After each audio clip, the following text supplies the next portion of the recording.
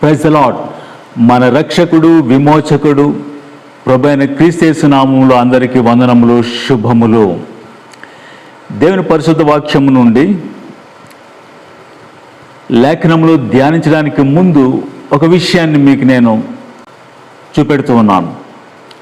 సాధారణంగా మనం మొదటి నుంచి ఒక విషయాన్ని వింటూ ఉన్నాం. అది మన ప్రభువైన యేసుక్రీస్తు రెండవ రాకడ. మనందరికీ తెలుసు, ప్రభు వస్తాడు, సంఘమును కొనిపోతాడని. అందులో మరొకటి మనం వింటూ ఉన్నది, దేవుని సంఘము శ్రమలకు ముందు, 7 ఏండ్ల శ్రమలకు ముందు వెళ్ళిపోతుంది. అది ప్రీ ట్రిబ్యులేషన్. ఎక్కువ మంది బోధిస్తూ ఉన్నారు. ఆ విధంగా ఉందో లేదో మనం పరిశీలించలేదు లేఖనాలను, బెరే సంఘం వలె.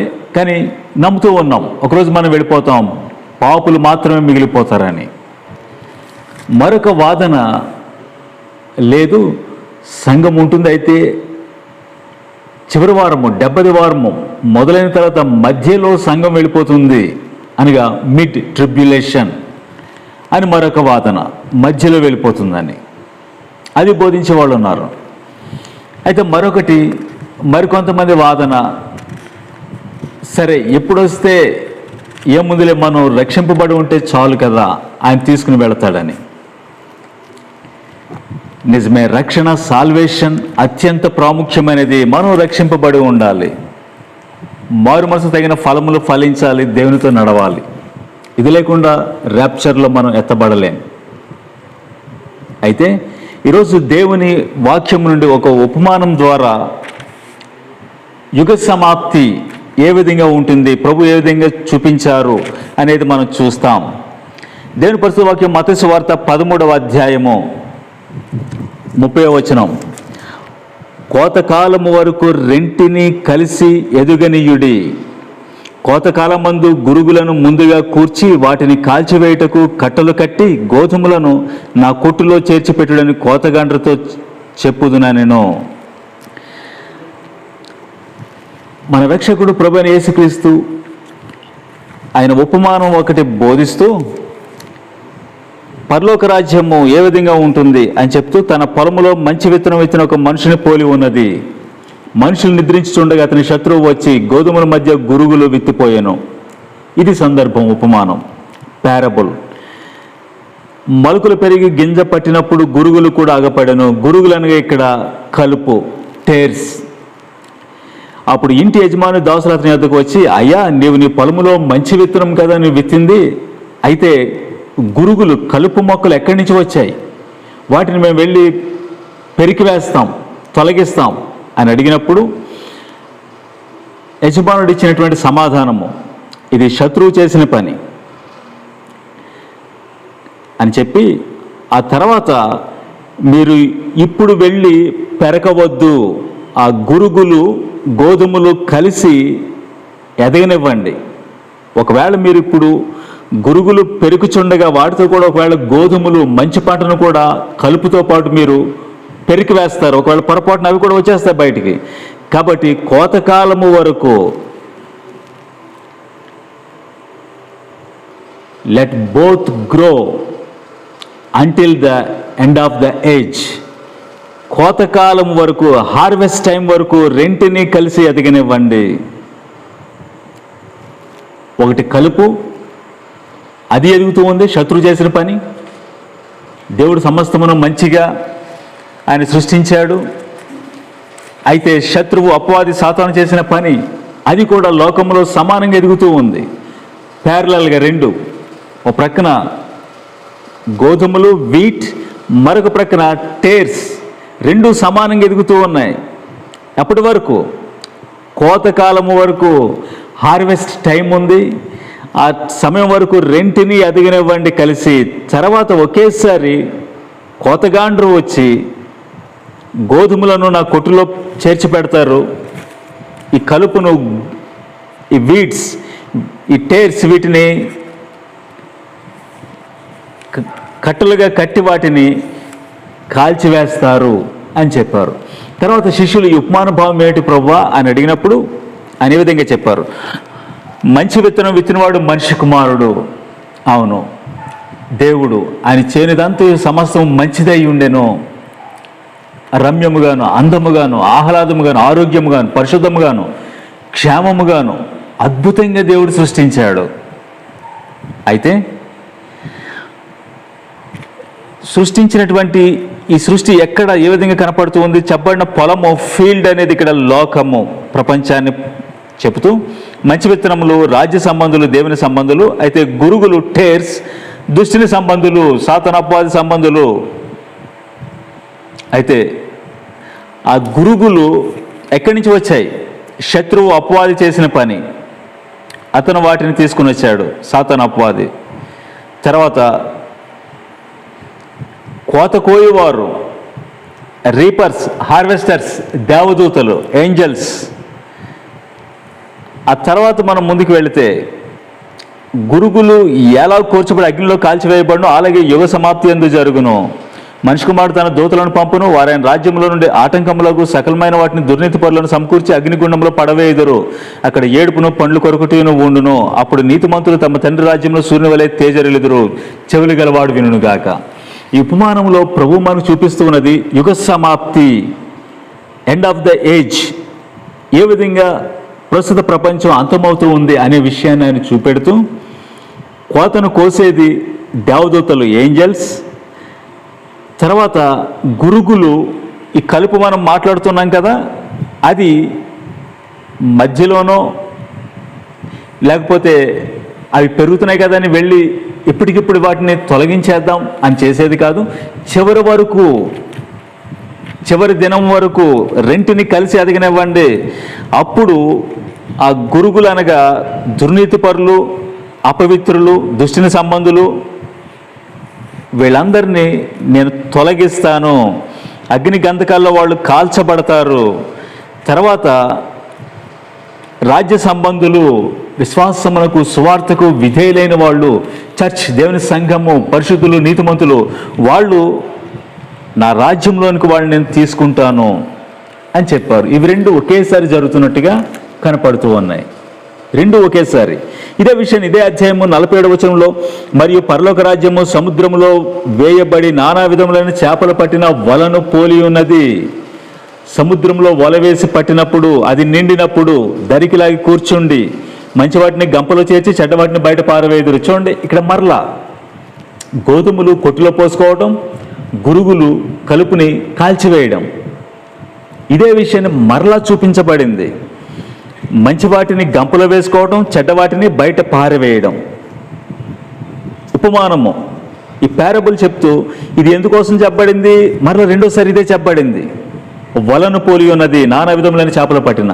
ఎందుకు మరలా చూపించబడింది ఒకే అధ్యాయంలో అని చూస్తే, ఇది యుగ సమాప్తి యందు ఈ విధంగా జరుగుతూ ఉంది. ఎండ్ ఆఫ్ ద ఏజ్, చివరి దినమున ప్రభువైన యేసుక్రీస్తు వచ్చినప్పుడు యుగ సమాప్తి యందు, అంత్య దినమున ఈ విధంగా జరుగుతుంది. దేవదూతలు వచ్చి నీతిమంతుల్లో నుండి దుష్టులను వేరుపరిచి వీరిని అగ్ని గుండములో పడవేయుదురు. అక్కడ ఏడుపును, పండ్లు కొరకుటీను ఉండును. ఈ విషయాలు మనం చూస్తూ ఉన్నప్పుడు యుగ సమాప్తి, ప్రభువైన యేసుక్రీస్తు సెకండ్ కమింగ్, రాకడ ఏ విధంగా ఉంటుంది, ఈ విషయాన్ని ప్రభు మత్తయి సువార్త 24వ అధ్యాయంలో కూడా చూపించారు. శిష్యులు ఈ విధంగా అడిగారు, ప్రభువా నీ రాకడకు, యుగ సమాప్తికి, మరలా వచ్చింది యుగ సమాప్తి, ఎండ్ ఆఫ్ ద ఏజ్, యుగాంతము, యుగ సమాప్తి, సూచనలు ఏమిటి ఆయన అడిగినప్పుడు ఆయన మరలా చెప్తూ వచ్చారు. ఆ దినంలో శ్రమ ముగిసిన వెంటనే చీకటి సూర్యుని కమ్మును, చంద్రుడు కాంతినీయుడు, ఆకాశం నుండి నక్షత్రములు రాలును, ఆకాశం నుండి శక్తులు కదిలింపబడును. చూడండి, ఏమిటివి?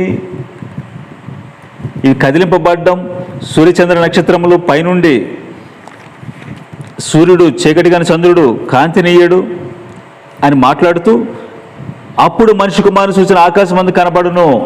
ఇవి జరిగిన తర్వాత మాత్రమే, ఆ దినంలో శ్రమ ముగిసిన వెంటనే. ఏ శ్రమలు ఇవి? అంతకుముందు మనం పైకి చదువుకుంటే మహాశ్రమలు, గ్రేట్ ట్రిబ్యులేషన్. ప్రవక్త అయిన దాని ద్వారా చెప్పండి, నాశనకరమైన హే వస్తువు పరిశుద్ధ స్థలం మందు నిలుచుట. ఇవి మహాశ్రమలుగాను, సంఘం ఎదుర్కొనేది శ్రమలుగాను, దానియేలు చివరి వారంగాను కనపడుతూ ఉంది. ఇవి జరిగిన తర్వాత మాత్రమే మనిషి కుమారుడు సూచన కనబడును. అప్పుడు ఆయన ప్రభావంతోనూ మహామహిమతోనూ ఆకాశం మేఘారూఢుడై వచ్చి చూచి భూమి మీద ఉన్న సకల గోత్రములలో రొమ్ము కొట్టుకుందురు. ఎవరు వీళ్ళు? రక్షణ లేని వాళ్ళు, కోల్పోయిన వాళ్ళు, స్వార్థను అంగీకరింపిన వాళ్ళు, అన్యజనులు, జెంటైల్స్, ప్యాగన్స్, అపవిత్రులు, విగ్రహారాధికులు, పాపంలో ఉన్నవాళ్ళు, మారుమనసు పొందని వాళ్ళు. వీళ్ళు అంతకుముందు చెప్పబడింది గురుగులు, టేర్స్, వీట్స్. వీటిని ఆయన తొలగిస్తాడు, కాల్చివేస్తాడు. మరియు ఆయన గొప్ప బోరతో తన దూతలను పంపును. గోధుమల్ని ఏ విధంగా కొట్టులో కూర్చుకుంటారో, మంచి వాటిని ఏ విధంగా గంపలో వేసుకుంటారో, ఆ విధంగా దూతలను పంపి ఆకాశం యొక్క ఈ చివరి నుండి ఆ చివరి వరకు నలుదిక్కు నుండి ఆయన ఏర్పరచుకున్న వారిని పోగు చేయను. ఇదే విషయము మరలా చూపించబడింది. వీడ్స్ అనగా టేర్స్ తొలగించటం, గోధుమలు కొట్టులో పోసుకోవటం అనగా ర్యాప్చర్.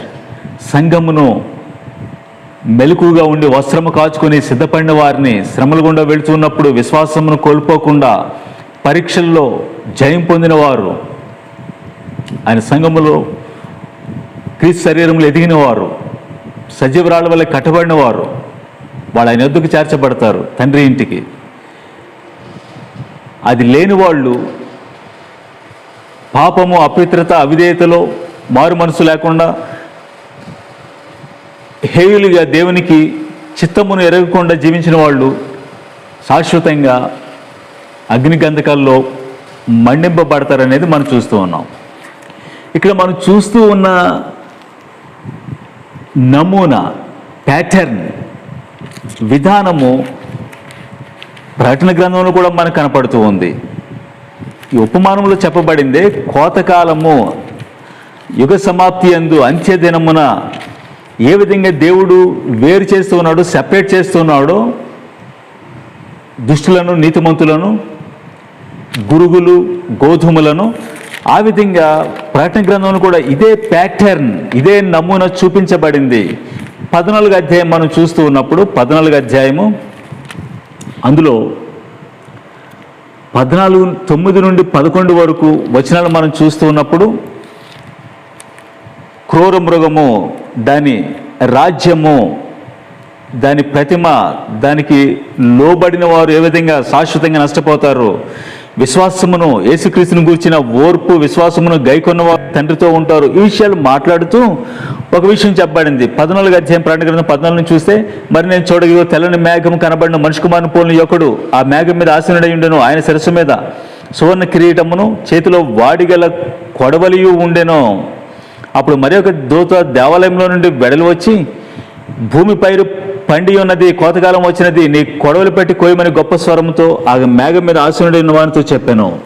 ఇక్కడ మనం చూస్తూ ఉన్నప్పుడు భూమి పైరు పండింది, ఇదిగో నీ వాడిగల కొడవలి, షార్ప్ సికిల్, పొదునైన నీ కొడవలతో కోత కోయము. పంట పండినప్పుడే, హార్వెస్ట్ సిద్ధంగా ఉంది, పండి ఉన్నది, నీ కోయము అని ఒక దూత చెప్పింది. చూడండి, మేఘం మీద ఆసీనుడై ఉన్నవాడు తన కొడవలి భూమి మీద వేయగా పంట కోయబడెను. చూడండి, పంట కోయబడ్డం ఎప్పుడు? ఇక్కడ మనం చూస్తూ ఉన్నాం 13వ అధ్యాయం నుండి క్రూర మృగము, మొదటి క్రూర మృగం, రెండవ క్రూర మృగం, అబద్ధ ప్రవక్త, బీస్ట్ కింగ్డమ్, ఇవన్నీ మనం చూస్తూ ఉన్నాం. హతసాక్షులుగా జనాన్ని చంపడం, క్రైస్తవులను, విశ్వాసులను. తర్వాత మిస్రీ బబులోన్, మర్మమైన మహాబబులను తీర్పు తీర్చడం, ఇవి జరిగిన తర్వాత కోత సిద్ధముగా ఉన్నది, పంట కోయము, వాడిగల కొడవలు పెట్టి అని చెప్పబడింది. తర్వాత మరలా అదే అధ్యాయంలో మరలా వచ్చిన తర్వాత చూస్తే ఇంకొక దూత పరలోకం నుండి వచ్చి ఆయన ఆలయంలో నుండి ఏమిటి చెప్పింది చూడండి.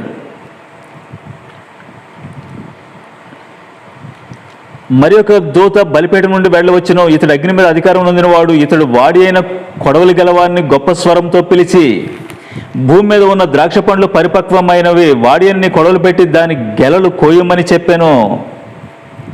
చూడండి, అంతకుముందు పంట కోయబడింది, ఆయన కొట్టిలో కూర్చుకునే గోధుమలు, నీతిమంతులు మంచి పంట గంపులో వేసుకునేది.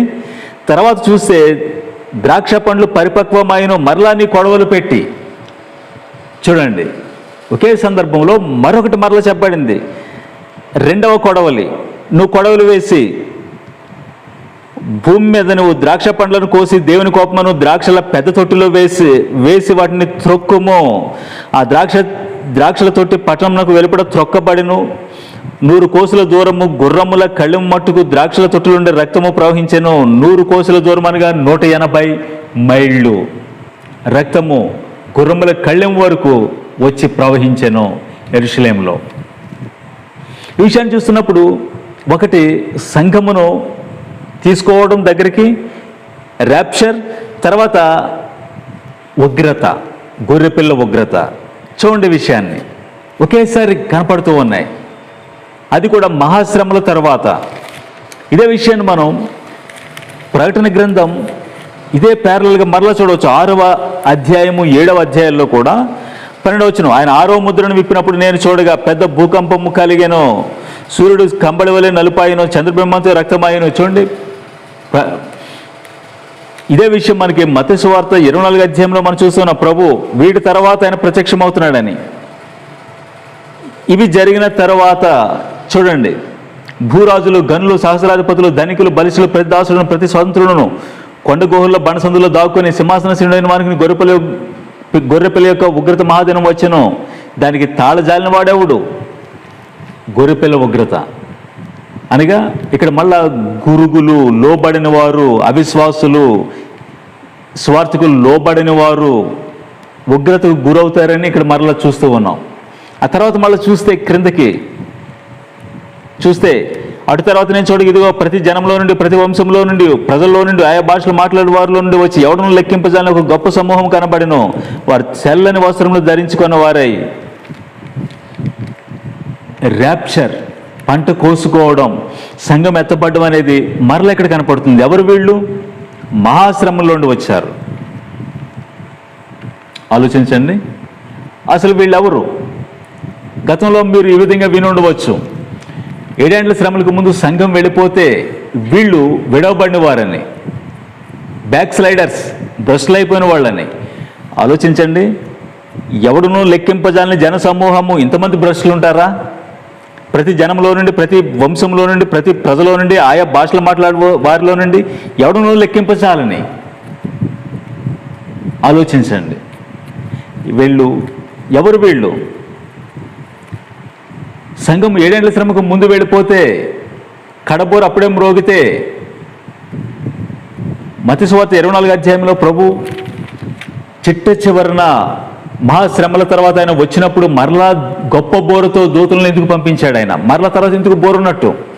కడబోరు ముందే 7 ఏండ్లకు ముందు అయిపోతే.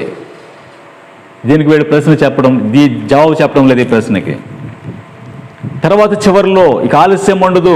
10వ అధ్యాయం ప్రకటన గ్రంథంలో 7వ దూత బోర ఊదినప్పుడు దేవుడు తన దాసులకు, ప్రవక్తలకు, అపోస్తలకు బయలుపరిచిన మర్మము సమాప్తమగును.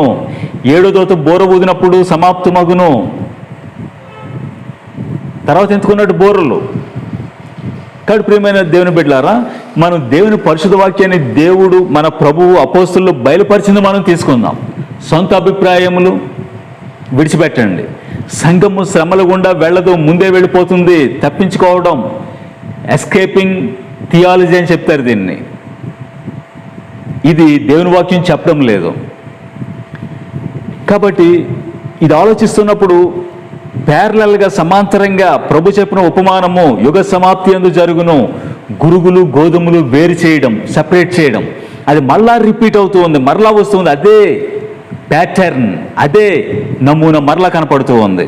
తర్వాత 19వ అధ్యాయంలో మనం చూసినప్పుడు ప్రకటన గ్రంథం 6-7 వచనాల్లో గొర్రెపిల్ల వివాహోత్సవ సమయం వచ్చింది అని గొర్రెపిల్ల భార్య గురించి మాట్లాడుతూ ఉంది లేఖనం. ఇక్కడ గొర్రెపిల్ల పెండ్లి విందు వచ్చిందని. ఎప్పుడు? అంతకుముందు 17-18వ అధ్యాయాల్లో మహాబబులోనికి తీర్పు తీర్చడం జరుగుతూ ఉంది. తీర్పు తీర్చిన తర్వాత గొర్రెపిల్ల వివాహోత్సవం అది జరిగిన తర్వాత చూస్తే 19వ అధ్యాయము 19వ వచనంలో, మరియు ఆ గుర్రం మీద కూర్చున్న వారితోనూ ఆయన సేనతోనూ యుద్ధం చేయటకై ఆ క్రూర మృగమును, భూరాజులను, వారి సేనలను కూడి ఉండగా చూచితిని. ప్రభువైన యేసుక్రీస్తు తెల్లని గుర్రం మీద ఆయన ఆసీనుడై పరలోకపు సేనలతో ఆయన దిగి వస్తూ ఉన్నాడు. హార్మెగిద్దోను యుద్ధం. అదే సమయంలో గొర్రెపిల్ల వివాహోత్సవం గురించి కూడా మాట్లాడుతూ ఉంది. ఇవన్నీ ఎప్పుడు? మహాబబులోనుకు, మిస్రి బాబులోనుకు తీర్పు తీర్చిన తర్వాత, అనగా అది 7 ఏండ్ల శ్రమలో చివరకు వచ్చేస్తూ ఉంది. నిజానికి 7 ఏండ్ల శ్రమ అని ఎవరో పెట్టిన పేరు అది. ఏ బోధకుడు వాక్యం పూర్తిగా చదవకుండా, తెలియకుండా, దేవుని చిత్తమును ఎరగకుండా శ్రమలు 7 ఏండ్లని బైబిల్ చెప్పడం లేదు. 42 నెలలు మాత్రమే, 3.5 సంవత్సరములు మాత్రమే. ఆ శ్రమలు దేవుని ఉగ్రత కాదు, అపవాది, సాతాను, శత్రువు యొక్క పని, ఉగ్రత, ఘటసర్పం, యాంటి క్రైస్ట్, ఫాల్స్ ప్రాఫెట్, అబద్ధ ప్రవక్త, వాళ్ళ ఉగ్రత. దేవుని ఉగ్రత పాత్రలు కుమ్మరించబడ్డం అది చివరిలో జరిగేది, హార్మిగిదోనుకు ముందు. కాబట్టి ప్రేమ దేవుని బిడ్డలారా, బెరే సంఘం వలె లేఖనాలను పరిశీలించండి. 19వ అధ్యాయంలో ఇదే చెప్పబడింది. మహాబబులోనుకు తీర్పు తీర్చబడిన తర్వాత మరొక విషయాన్ని మీ దృష్టికి నేను తీసుకొస్తున్నాను. ప్రకటన గ్రంథం 16వ అధ్యాయంలో పాత్రలు కుమ్మరింపబడ్డాయి. ఈ పాత్రలు కుమ్మరింపబడడానికి ముందు 15వ అధ్యాయము 5, 6, 7 వచనాలు 8 మనం చదువుతున్నప్పుడు, అంతటా దేవుని మహిమ నుండి ఆయన శక్తి నుండి వచ్చిన పొగతో ఆలయము నింపబడినందున ఆ 7 దూతల యొద్ద ఉన్న 7 తెగులు సమాప్తి అగు వరకు ఆలయమందు ఎవడును ప్రవేశింపజాలకపోయేనో. బంగారు దట్టీలు కట్టుకున్నటువంటి 7 దూతలకు 7 బంగారు పాత్రలు ఇవ్వబడ్డాయి. వాళ్ళు దేవుని ఉగ్రత, దేవుని కోపాన్ని కుమ్మరించడానికి వచ్చారు. క్రీస్తు విరోధి రాజ్యం మీద, క్రీస్తు విరోధి రాజ్యం ఉన్నది, అతని ప్రతిమ ఉన్నది, అతని ముద్ర ఉన్నది. ఆ సమయంలో ఏమిటి జరిగింది? ఆలయంలో దేవుని మహిమ నుండి, దేవుని శక్తి నుండి పొగ వచ్చింది. ఆలయం నింపబడగా ఎవడును ఆలయంలోనికి ప్రవేశింపజాలకపోయేను. ఎంతవరకు? 7 పాత్రలు సమాప్తి అయ్యే వరకు, 7 పాత్రలు కుమ్మరించడము పూర్తి అయ్యేంత వరకు ఎవడునూ ప్రవేశించలేదు. అయితే ఇంతకుముందు నేను 7వ అధ్యాయంలో ఒకటి మీకు చదివి చూపించాను. 7వ అధ్యాయం ప్రకటన గ్రంథం 15 వచ్చిన, అందువలన వారు దేవుని సింహాసనం ఎట్టును ఉండి రాత్రి పగలు ఆయన ఆలయములో ఆయనను సేవించుచున్నారు. ఆయన ఆలయంలో ప్రవేశించారు. ఎవరును లెక్కింపజాలని జన సమూహములు, గ్రేట్ మల్టిట్యూడ్, ప్రతి భాష నుండి, ప్రతి జనము నుండి ఎవడును లెక్కింపజాలని తెల్ల వస్త్రములు. వాళ్ళు చెప్తున్నారు, గొర్రెపిల్ల రక్తంలో మేము వస్త్రములు ఉతుక్కున్నాం, మేము రక్షింపబడ్డాం. దేవుని సంఘం అది. గొర్రెపిల్ల రక్తములో కడుగబడిన వారు చర్చ్, బాడీ ఆఫ్ క్రైస్ట్, క్రీస్తు శరీరం. వాళ్ళు ఆలయంలో ఉన్నారు. ప్రభు తన గుడారాన్ని వాళ్ళ మీద కప్పుతూ ఉన్నాడని. అయితే ఇక్కడ మనం 15వ అధ్యాయంలో చూస్తూ ఉన్నాం, 7 తెగుళ్ళు, పాత్రలు కుమ్మరింపబడిన తర్వాత మాత్రమే ఆలయంలోనికి ప్రవేశించడానికి అవకాశం కలిగింది. అంతకుముందు పొగతోటి నింపబడి, దేవుని మహిమతో నింపబడి ఆలయంలో ఎవడునూ ప్రవేశించలేకపోయాను. అయితే వీళ్ళు ఎలా వచ్చారు? ఎప్పుడు వచ్చారు? సందర్భం, కాంటెక్స్ట్ మనం చూసినప్పుడు వీళ్ళు మహాశ్రమల గుండా వచ్చారనగా, మహాశ్రమల చివరిలో వీళ్ళు వచ్చారు అనగా మళ్ళీ చివరికి వచ్చేసింది. చూడండి, సంఘం ఎత్తబడ్డం అనేది చివరికి వచ్చేసింది. చివరికి ఆలోచించండి విషయాన్ని. చూడండి, 16వ అధ్యాయంలో ప్రకటన గ్రంథంలో ఒక్కొక్కటి మనం చూస్తూ ఉన్నప్పుడు సంఘము క్రీస్తు విరోధిని ఎదుర్కొంటుంది. చూస్తారు, సంఘము చర్చ్ భూమి మీద ఉండగానే వస్తాడు. క్రీస్తు విరోధి ముద్ర సంఘము మనం చూస్తాము, ఎదుర్కొంటాము. మనం ఆ ముద్రను వేయించుకోము కాబట్టి మనము చంపబడతాం, అసాక్షులుగా మారుతూ ఉంటాం. అది మీకు చూపెడుతున్నాను చూడండి. 4వ 5 వచనంలో, 3వ దూత తన పాత్రను నదుల్లోను జలదారులోను కుమ్మరింపగా అవి రక్తమయ్యేను. నదులు జలదారులు రక్తమయ్యాయి. 3వ దూత పాత్రను కుమ్మరించినప్పుడు అప్పుడు వర్తమాన భూతకాలం నుండి పవిత్రుడా పరిశుద్ధుల రక్తమును ప్రవక్తల రక్తమును వారు కార్చినందున. చూడండి, పరిశుద్ధులు, ప్రవక్తలు ఎవరు? పరిశుద్ధులు ఎవరు? క్రీస్తు శరీరము, సంఘము, చర్చ్. వాళ్ళ రక్తము కార్చబడింది. కారణం ఏమిటి? క్రీస్తు విరోధి అప్పుడుకున్నాడు. చూడండి, ఇదే విషయాన్ని మనం 14వ అధ్యాయము 10వ వచనం నుంచి మనం చూస్తే, ఒకవేళ అపవాది లేక సాతాను ముద్రను వేయించుకుంటే, ప్రతిమకు నమస్కారం చేస్తే, చూడండి, ఏమీ కలపడకుండా దేవుని ఉగ్రత పాత్రలో పోయబడిన దేవుని కోపమును మద్యమును వాడు త్రాగును. పరిశుద్ధ దూతల ఎదుటను, గొర్రెపిల్ల ఎదుటను, అగ్ని గంధకముల చేత వాడు బాధింపబడును. వారి బాధ సంబంధమైన పొగ యుగయుగములు లేచును. ఆ క్రూర మృగమును కానీ దాని ప్రతిమకు కానీ నమస్కారం చేయవారును దాని పేరు గల ముద్ర ఎవడైనా వేయించుకొని ఎడల వాడును రాత్రి పగళ్ళు నెమ్మది లేని వారి యుందురు. చూడండి, క్రూర మృగము యాంటి క్రైస్ట్, అతని రూలింగ్, పరిపాలన, అబద్ధ ప్రవక్త, ఇవన్నీ మృగం యొక్క ముద్ర ఇవన్నీ ఉన్నప్పుడు సంఘము చర్చ్ ఉంటుంది అనడానికి మరొక బలమైన కారణం ఏమిటన్నట్లయితే ఇదే. అప్పుడు పరిశుద్ధుల రక్తమును ప్రవక్తల రక్తమును వారు కార్చినందున. ఎవరు పరిశుద్ధులు? సంఘము వెళ్ళిపోతే ఎవరిని క్రీస్తు విరోధి చంపుతాడు. అందరూ రక్షణ లేనివారు, అన్ని జనులు అందరూ కూడా ముద్రను తీసుకుంటారు కదా, నమస్కారం చేస్తారు కదా విగ్రహారాధికులు అందరూ. ముద్ర మాకు వద్దని తీసుకునేది ఎవరు? సంఘము, చర్చ్ మాత్రమే.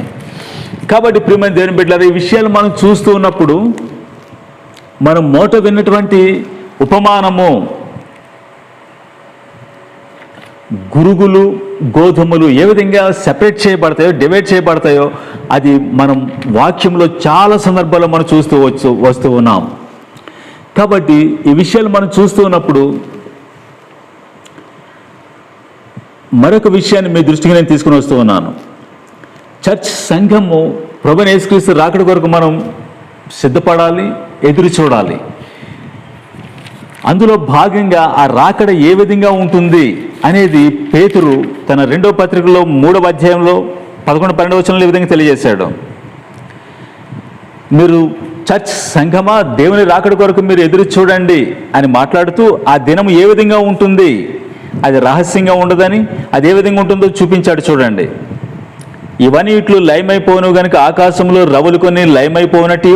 చూడండి, ఆకాశంలో రవులుకొని లయమైపోనట్టు. ఆలోచించండి విషయాన్ని. పంచభూతములు మహావేంద్రంతో కరిగిపోనట్టు. ఇవి సంఘము ముందు వెళ్ళిపోతే భూమి మీద ఎప్పుడో చివరిలో జరుగుతాయని కొంతమంది అనుకుంటున్నారు కదా, కానీ లేఖనవాదంగా చెప్పడం లేదే.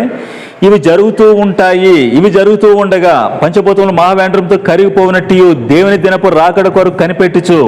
దేవుని దినపు రాకడ ఈ విధంగా ఉంటుంది. ఆయన దొంగవాలే వస్తున్నాడు కదా, దొంగవాలే వచ్చేది లోకస్తులకు, అన్ని జనులకు, సంఘము కాని వారికి, చీకట్లో ఉన్న వారికి, నిద్రపోతున్న వారికి, పడిపోయిన వారికి, భ్రష్టులకు. మరి వెలుగులో ఉన్న వారికి ఆ దినము, ఆ సూచనలు మనకు తెలుస్తాయి. అయితే డేట్ ఫిక్స్ చేయకూడదు. కాబట్టి మీరు ఎదురు చూచు, దాన్ని ఆశతో అపేక్షించండి. మనం ఎదురు చూడాల్సింది, మీకు స్థలములు సిద్ధపరచ వెళ్ళాను అని ప్రభు చెప్పింది. రెప్పపాటులో మీ దేహములు మార్పు చెందుతాయి, మీరు ఎత్తబడతారని పౌలు చెప్పింది. ఇవన్నీ కూడా ఈ దినం కోసమే. ఎందుకు అన్నట్లయితే ఇదే పేతురు మరలా వ్రాస్తూ పౌలు వీటిని గురించి తన పత్రికలన్నింటిలో బోధించున్నాడు. పౌలు రాకడ గురించి, సెకండ్ కమింగ్ గురించి చెప్తున్నాడు తనకు అనుగ్రహించిన జ్ఞానాన్ని బట్టి. అయితే వాటిలో కొన్ని సంగతులు గ్రహించడం కష్టమైనవి. ఎందుకు కష్టమైనవి? కొన్ని గ్రహించడానికి కష్టంగా ఎందుకు ఉన్నాయి? వీటిని విద్యావిహీనులను, అస్థిరులైన వారును, తక్కిన లేఖను అపార్థం చేసినట్లు తమ స్వకీయ నాశనములకు అపార్థము చేయుదురు అనగా వక్రంగా త్రిప్పుదురు. ట్విస్ట్ చేస్తారు, వంకరగా త్రిప్పివేస్తారు లేఖనాలని. ఎవరు వీళ్ళు? అస్థిరులు, అపవిత్రులు, అబద్ధ బోధకులు, దేవుని చిత్తము, తండ్రి చిత్తము గ్రహించలేని వారు. ఆలోచించండి విషయాన్ని. బెరే సంఘం వల్ల మన విషయాలు మనం చూస్తూ ఉన్నప్పుడు సంఘము ఖచ్చితంగా శ్రమల గుండా వెళుతుందని చివరిలో ఆయన సెపరేట్ చేస్తాడు. ఉపమానంలో మనం చూసాం. అదే మరలా చాలా చోట్ల మనం చూస్తూ ఉన్నాం, చాలా అకౌంట్స్లో మళ్ళీ వస్తూ ఉంది. ఇదే విషయాన్ని పౌలు విధంగా చెప్తున్నాడు. 1 తెస్సలోనికీయులకు రాసిన పత్రిక 4:17 ఆ మీదట సజీలమై నిలిచి ఉండి మనము. ఆ మీదట ఎక్కడి వరకు నిలిచి ఉండడం? యేసుక్రీస్తు, ప్రభువైన యేసుక్రీస్తు రాకడ వరకు. ఆయన ఎప్పుడు, ఎలా వస్తాడు? అదే 1 తెస్సలోనికీయులకు రాసిన పత్రిక 3:12 ప్రభువైన యేసుక్రీస్తు, మన ప్రభువైన యేసు తన పరిశుద్ధులందరితో వచ్చినప్పుడు. చూడండి, ఆయన రహస్యంగా రావటం లేదు, పరిశుద్ధులందరితో వచ్చినప్పుడు. ఇది మరలా ఎక్కడి నుంచి ప్రస్తావించబడింది? జకరియా గ్రంథం 14:5 అప్పుడు నీతో కూడా పరిశుద్ధులందరూ వచ్చేదరు. చూడండి, ఎప్పుడు చెప్పబడింది? అక్కడ యెరూషలేము చుట్టూ యుద్ధానికి అందరూ, అన్ని జనులందరూ కూడుకున్నారు. హార్మెగిద్దోను యుద్ధం జరగబోతూ ఉన్నది. ఆయన ఒలీవల కొండ మీదకి వస్తూ ఉన్నాడు. చూడండి, ప్రభువైన యేసుక్రీస్తు ఒలీవల కొండ మీదకి వస్తూ ఉన్నాడు. అప్పుడు ఆయనతో కూడా పరిశుద్ధులందరూ వస్తూ ఉన్నారు. ఇది చెప్పాడు తెస్సలోనికీయులకు, సంఘానికి. అది చెప్తూనే ప్రధాన దూత శబ్దంతో, దేవుని బోరతో ప్రభు మహామహిమతో ఆయన దిగి వస్తాడు. అప్పుడు సజీవులమై నిలిచి ఉండు మనము అనగా సంఘము ఉంటుంది అనేది అర్థమవుతుంది. క్రిస్టల్ క్లియర్గా, నిర్ద్వంద్వంగా, ఎలాంటి సంకోచము, ఎలాంటి సందేహం లేకుండా చర్చ్ ఉంటుంది. ఆయన వచ్చినప్పుడే ర్యాప్చర్, సంఘం ఎత్తబడుతూ ఉంది. కాబట్టి ఈ విషయాలు మనం వింటూ ఉన్నప్పుడు ప్రభు ఆలస్యమని ఎంచుకున్నట్లు తన ప్రభువు రాకడ ఆలస్యము అది జరగటం లేదే, ఏమైందా వాగ్దానం అని కొందరు ఆక్షేపిస్తున్నారు, అనుకుంటున్నారు కదా. కొందరు అనుకుంటున్నట్టు ఆయన ఆలస్యం చేయడం లేదు. ప్రభు తన వాగ్దానం గురించి ఆలస్యం చేయవాడు కాడు, కానీ ఎవడును నశింపవాలని నిశ్చయింపక అందరూ మారుమనసు పొందవాలని కోరుచు మీరెలా దీర్ఘశాంతం కలిగి ఉన్నాడు. ప్రియమైన దేవుని బిడ్డలారా, ఇది వింటూ ఉన్నప్పుడు ఖచ్చితంగా సంఘము శ్రమల గుండా వెళుతుంది. మనం ఉండగానే, చర్చ్ ఉండగానే ప్రపంచానికి ద యాంటిక్రైస్ట్ వస్తాడు. యెరూషలేం రెండుగా విభజన చేయబడుతూ ఉంది. ద యాంటిక్రైస్ట్ పేరున ఒక ముద్ర వస్తూ ఉంది. చూడండి విషయాన్ని. చైనా ఈ మధ్యనే డిజిటల్ కరెన్సీ మొత్తం దేశమంతా డిజిటల్ యువాన్ వాళ్ళ కరెన్సీ నోట్లు నాణెములు ముద్రించి వాటిని అమలు చేస్తూ ఉన్నారు. డిజిటల్ కరెన్సీ చూడండి. ఇదే విషయం ప్రపంచం మీద ప్రభావం చూపింపబడబోతూ ఉంది. ప్రపంచంలో మిగతా దేశాలు ప్రారంభబోతూ ఉన్నాయి డిజిటల్ కరెన్సీ. ఏమిటి దీని అర్థం? అదే భవిష్యత్తులో చోటు చేసుకునేది నేడగా ఛాయిగా మొదలవుతూ ఉన్నది. చాలా వేగంగా ఇవి చోటు చేసుకుంటూ ఉన్నాయి. ఇవి ఆలోచిస్తున్నప్పుడు ఈరోజు మనం ఏమిటి చేయాల్సింది? ప్రభువైన యేసుక్రీస్తు రాకడ మన మీద ఎలాంటి మేల్కొలుపు ప్రభావాన్ని మనకి చూపెడుతూ ఉన్నది దేవుని వాక్యము అనేది మనం చూస్తూ ఉన్నప్పుడు, ఒకటి, ఖచ్చితంగా నీవు మారు మనసు పొంది ఉండాలి, రక్షింపబడి ఉండాలి. రక్షింపబడితేనే కదా మనం ఎత్తబడతాం. 24వ అధ్యాయము మత్తయి సువార్తలో ఇద్దరు పొలంలో ఉంటారు, ఒకళ్ళు కొనుక్కోబడతారు, ఒకళ్ళు విడిచిపెట్టబడతారు. ఇద్దరు చిరగలు విసురుతూ ఉంటారు, ఒకళ్ళు కొనుక్కోబడతారు, ఒకళ్ళు విడిచిపెట్టబడతారు. ఆయన రాకడలో జరిగేది, ర్యాప్చర్లో జరిగేది, రెప్పపాటులో. అది శ్రమల తర్వాత మనం ఇది తెలుసుకుని ఉండాలి. ఇది తెలుసుకున్నప్పుడే చైనా దేశంలో చర్చ్ శ్రమల గుండా కమ్యూనిస్ట్ వాళ్ళు పెట్టిన చిత్రహింసలు, పెర్సిక్యూషన్స్, ట్రిబ్యులేషన్, ఈ శ్రమల్లో వాళ్ళు ఏ విధంగా నిలవబడి భారతదేశం కంటే ఎక్కువ పర్సంటేజ్ చైనాలో చర్చెస్ ఎదుగుతూ ఉన్నాయి, వేల చర్చెస్ పెరుగుతూ ఉన్నాయి. కారణం ఏమిటి? ఇలాంటి శ్రమలు ఎలా మీరు నిలిచారు అని వాళ్ళని ఇంటర్వ్యూ చేస్తే వాళ్ళందరూ చెప్పిన పాస్టర్లు, విశ్వాసులు చెప్పింది ఒకటే, మా ముందున్న వాళ్ళు మమ్మల్ని శ్రమల కోసం ప్రిపేర్ చేశారు, సిద్ధం చేశారు వాళ్ళు, కాబట్టి మేము విశ్వాసాన్ని దృఢంగా పట్టుకుని నిలబడ్డాం. అవగాహన మాకు కలిగింది. ఆలోచించండి విషయాన్ని. విద్యార్థులు ప్రశ్నలు ఏం అడుగుతారనే తెలియకుండా వాళ్ళు ఇష్టానుసారంగా తిరుగుతూ, చదువు లేకుండా, ప్రిపరేషన్ లేకుండా పరీక్షలు రాసి ఎవరు పాస్ అయ్యేది, ఉత్తీర్ణత ఎవరు సాధించేది? ఎంత మాత్రం కాదు. సిద్ధపడని ప్రయాణము, ప్రిపేర్ కాని జర్నీ ఫెయిల్ అవుతూ ఉంది. కాబట్టి ప్రియమైన దేవుని బిడ్డలారా, ఇది ఆలోచిస్తున్నప్పుడు మనము సిద్ధపడేది, ఎదుర్కొనేది మన ప్రభువైన యేసుక్రీస్తు కోసం, మన యజమానుడి కోసం, పెండ్లి కుమారుడు మన వరుడు కోసం. అయితే ఇది సాఫీగా మనం నేరుగా వెళ్ళటం లేదు, మధ్యలో శత్రువుని ఎదుర్కొంటున్నాం. అందుకు మనం ఈ విషయాలు మాట్లాడుతున్నాం. ప్రిపేర్ అవ్వండి. యుద్ధం ఉన్నది శత్రువుతో. మన విశ్వాసమును తొలగించడానికి, పడిపోవడానికి ఘట సర్పం, క్రీస్తు విరోధ అబద్ధ ప్రవక్త బలంగా పోరాడడానికి మనం ముందుకు రాబోతూ ఉన్నారు. సమయం కొంచెం అని ప్రియమైన దేవుని బిడ్డలారా, ఈ విషయాలు మనం వింటూ ఉన్నప్పుడు శ్రమలలో విశ్వాసం కాపాడుకోవడం. చూడండి, అంతా బాగున్నప్పుడు ఇలా వాక్యాలు బోధించడం, మనం కూర్చుని వినడం, స్తోత్రాలు చెప్పుకోవటం, చేతులూపి ఆరాధన చేయటం, ఇదే మాత్రం విశేషం కాదండి. శ్రమలలో, కష్టాలలో, నీ బిడ్డలు నీ కళ్ళ ఎదుట చంపబడుతూ ఉన్నప్పుడు, శ్రమల మధ్య నీవు నీకు ఎంప్లాయ్మెంట్ ఉంటే జీతాలు కోల్పోతున్నప్పుడు, ముద్ర వచ్చినప్పుడు అవి తీసుకోకూడదు. అప్పుడు ఎలా జీవించటం? చర్చ్ వీటి గుండా వెళుతూ ఉంది. ఉపమానం మనం చూసాం కదా. ఈ విషయాలు మనం తెలుసుకుంటున్నప్పుడు మరొకసారి మీ దృష్టికి నేను తీసుకుని వస్తూ ఉన్నాను. ఆయన పరిశుద్ధులందరితో వస్తాడు, రహస్యంగా కాదు. మనందరం చూస్తూ ఉండగా ఒలీవల కొండ మీద అడుగు పెడతాడు. అది చూస్తే చివరికి వచ్చేస్తూ ఉంది హార్మెగిద్దోను యుద్ధం. ప్రియమైన దేవుని బిడ్డలారా, అందుకనే 16వ అధ్యాయం ప్రకటన గ్రంథంలో చివరన మరలా చెప్పబడింది. 15-16 వచనంలో, ఇదిగో నేను దొంగ వలె వచ్చున్నాను, తాను దిగంబరుడిగా సంచరించున్నందున జనులు తన దిశములను చూతురేమో అని మెలకుగా ఉండి తన వస్త్రం కాపాడుకున్నవాడు ధన్యుడు. చూడండి, చివరిగా మరలా హెచ్చరిక చేయబడింది, చివరి వార్నింగ్, అలర్ట్ చేయబడింది. ఇదిగో నేను దొంగ వలె వస్తున్నాను. ఎప్పుడు? చూడండి, పాత్రలన్నీ కుమ్మరింపబడుతూ ఉండగా మరలా చివరిలో చెప్పబడింది. చూడండి, మరలా హెచ్చరిక చివరిలో.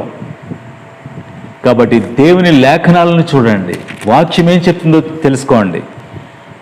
అంతకుముందు మీరు విన్నటువంటి బోధలు సరిగా ఉన్నవా, లేఖనానికి సమాంతరంగా ఉన్నవా, ప్రభు అంగీకరించే బోధ అయినా ఇది అని పరిశీలించుకోండి. కారణం, సంఘము శ్రమలు గుండా వెళుతుంది. విశ్వాసమును కాపాడుకోండి, మారు మనసగిన ఫలములు పొందండి. ప్రియమైన దేవుని బిడ్డలారా, నీ బిడ్డలను రక్షణలోనికి నడిపించండి. ఉన్న పాటున రక్షణలోనికి, విశ్వాసంలోనికి, మారు మనసు బాధ్యంలోనికి. ఎర్రని మీ పాపములను కడుక్కోండి, సులువుగా చిక్కులు పెట్టి పాపముల నుంచి విడుదల పొందండి, పరిశుద్ధ జీవితాన్ని జీవించండి.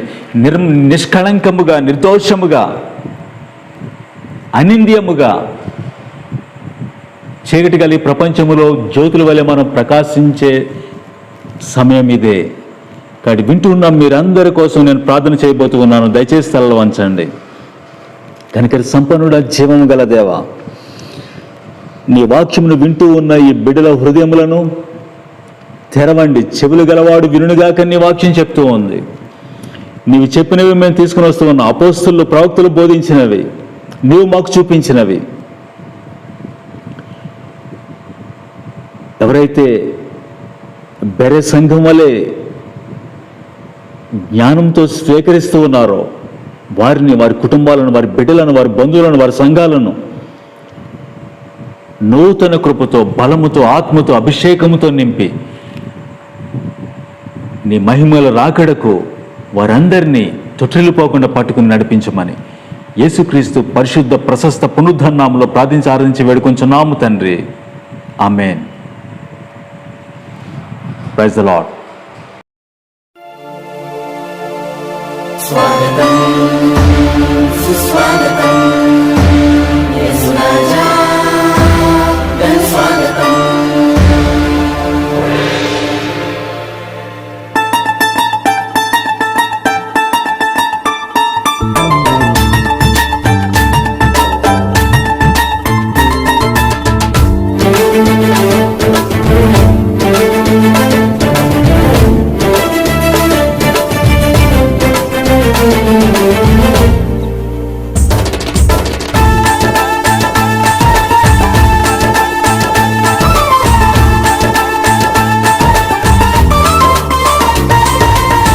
కాలమే సంపూర్ణం అయ్యింది, దేవుని రాజ్యం సమీపమై వచ్చింది. ఈ కాలమే సంపూర్ణం అయ్యింది, దేవుని రాజ్యం సమీపమై వచ్చింది. మేలుకో, తీర్పు దినం ఆలస్యమే ఇక ఉండదు. మేలుకో, తీర్పు దినం ఆలస్యమే ఇక ఉండదు. ఆలస్యమే ఇక ఉండదు. కాలమే సంపూర్ణం అయ్యింది, దేవుని రాజ్యం సమీపమై వచ్చింది.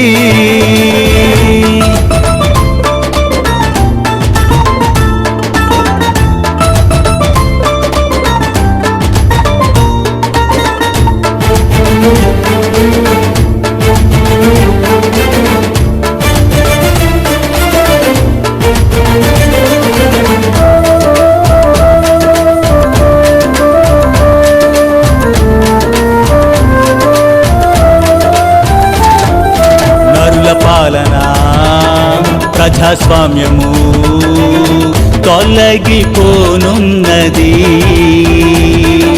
నిరంకుశము ఈ చీకటి రాజ్యము తుడిచిపోతున్నది.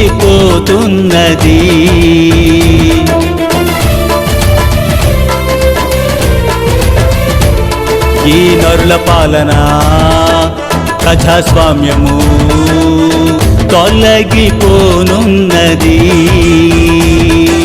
నిరంకుశము ఈ చీకటి రాజ్యము తుడిచిపోతున్నది.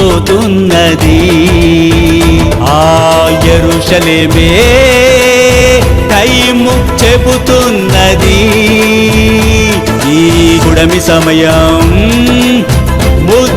వస్తున్నది. ఆలస్యమే ఇక ఉండదు. కాలమే సంపూర్ణం అయ్యింది. దేవుని రాజ్యం సమీపమై వచ్చింది.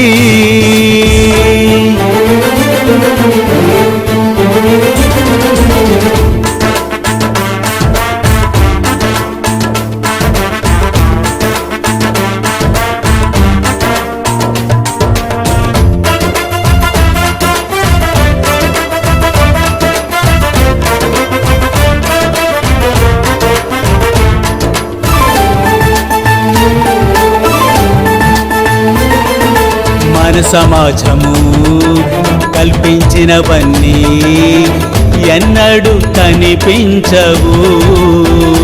ఈ సృష్టి అంతయు ఆ క్రీస్తు కోసమే వేగిరపడుతున్నది.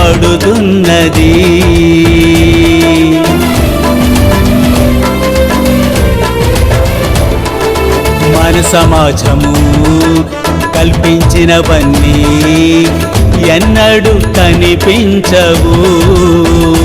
ఈ సృష్టి అంతయు ఆ క్రీస్తు కోసమే వేగిరపడుతున్నది. ఆ ప్రకటన గ్రంథం జరిగిపోతున్నది. ఈ కడవరి గడియా ముగిసిపోనున్నది. ఆలస్యమే ఇక ఉండదు. కాలమే సంపూర్ణం అయ్యింది. దేవుని రాజ్యం సమీపమై వచ్చింది.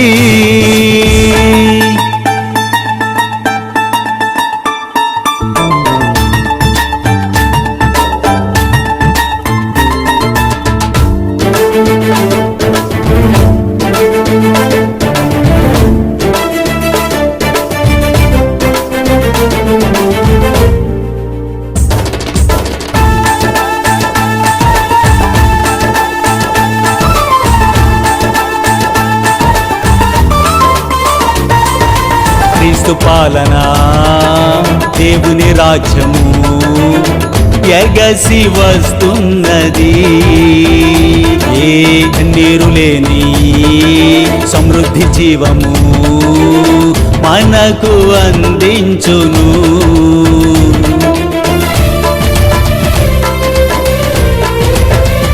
ఆ క్రీస్తు పాలన దేవుని రాజ్యము ఎగసి వస్తున్నది. ఏ నీరు లేని సమృద్ధి జీవము మనకు అందించును. ఆ యెరూషలేమే దైవ సింహాసనం. నిలువరమైనది నిశ్చల రాజ్యమదే. ఆలస్యమే ఇక ఉండదు. కాలమే సంపూర్ణం అయ్యింది. దేవుని రాజ్యం సమీపమై వచ్చింది. ఈ కాలమే సంపూర్ణం అయ్యింది. దేవుని రాజ్యం సమీపమై వచ్చింది. మేలుకో తీర్పు దినం ఆలస్యమే ఇక ఉండదు. మేలుకో తీర్పు దినం ఆలస్యమే ఇక ఉండదు. ఆలస్యమే ఇక ఉండదు. కాలమే సంపూర్ణం అయ్యింది. దేవుని రాజ్యం సమీపమై వచ్చింది.